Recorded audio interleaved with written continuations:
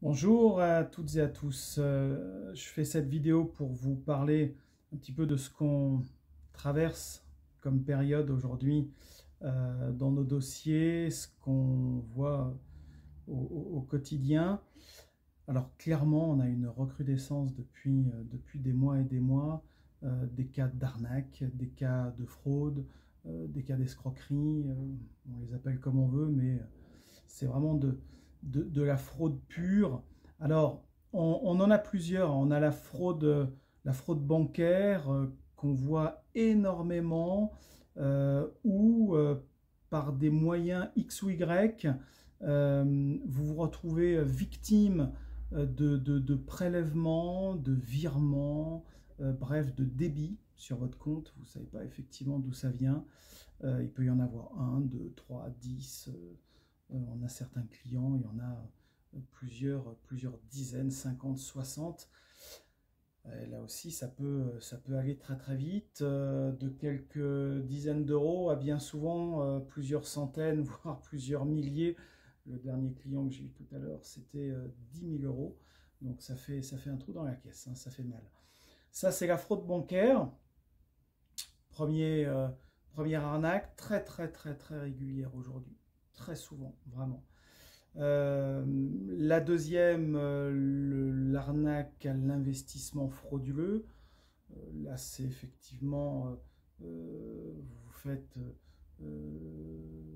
hameçonner, d'accord, par des sociétés peu scrupuleuses qui vous vendent des faux investissements, des investissements complètement bidons, qui vous coûtent juste les yeux de la tête et qui vous rapportent absolument rien.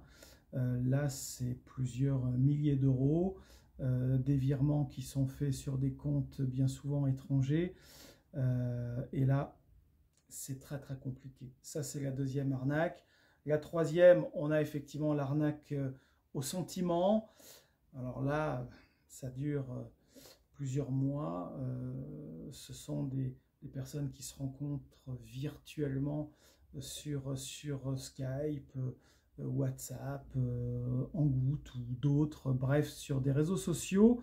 Et puis la personne mal intentionnée discute avec vous pendant pas mal de temps, histoire de gagner votre confiance.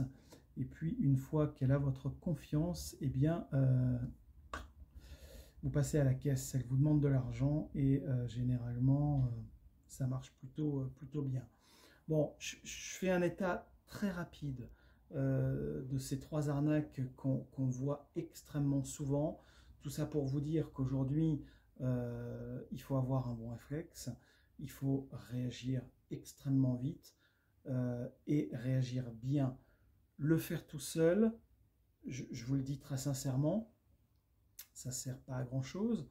Vous allez perdre votre temps.